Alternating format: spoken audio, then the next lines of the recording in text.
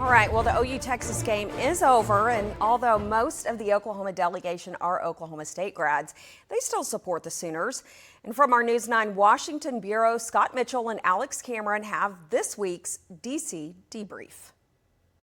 Good morning, Alex. So OU-Texas is behind us, but there was an entire week where OU-Texas consumed Washington. Yeah, I know we're leading with this. People go, what? Because it's such a big deal, right? And the delegation gets into it. Oh, they definitely do.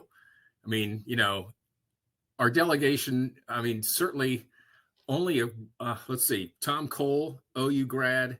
I think that may be it, so Stephanie Bice, Frank Lucas, Josh Burkeen, all OSU people. But this week, they're all OU fans. That's for sure. They're not going to root for Texas. But, maybe no member of the delegation, perhaps in history, I don't know. I can't say that. But, Tom Cole is obviously a huge OU fan. He goes to a lot of the games. He's told me some stories about how even when he's stuck up here, he's been here having to do some stuff, negotiate bill budgets and things like that. But he'll find a way to put the OU game on so he can be watching. All right, now let's talk a little bit about something that's captivated the state. You're reporting from the Supreme Court this week, Oklahoma versus Glossip, an appeal to the Supreme Court. Every legal analysis that I've seen, first off, it's very complicated.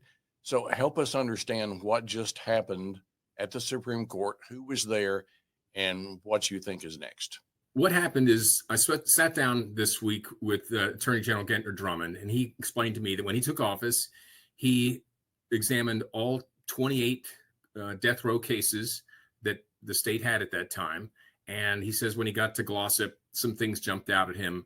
And after looking much more closely at the case, he concluded that the prosecution, the state, had withheld potentially important evidence that he believes could have caused the jury to come to a different conclusion than it did. Specifically, this had to do with medication that Justin Sneed, the man who admitted to actually carrying out the murder of Barry Van Treese in 1997, but he says it was a murder for hire, that Richard Glossip paid him up to $10,000 to do it, that Glossip was the one behind this. But that Sneed was taking medication, lithium, for psychiatric issues, and that this was never made clear during the trial when the prosecution knew this full well, that Sneed actually lied on the stand. And so, Drummond says to me, look, I don't want to do this. I actually think that Glossip is guilty, but, we're potentially going to put a man to death here who has not had a fair trial, and we can't do that. And so he wants to, have the Supreme Court vacate the conviction, toss out the death sentence, and then he'll potentially retry Glossip. Now, he hasn't committed to absolutely doing that, but that's kind of how he's, going forward with this. We'll have to just wait and see, but it definitely, I know, is causing some hard feelings.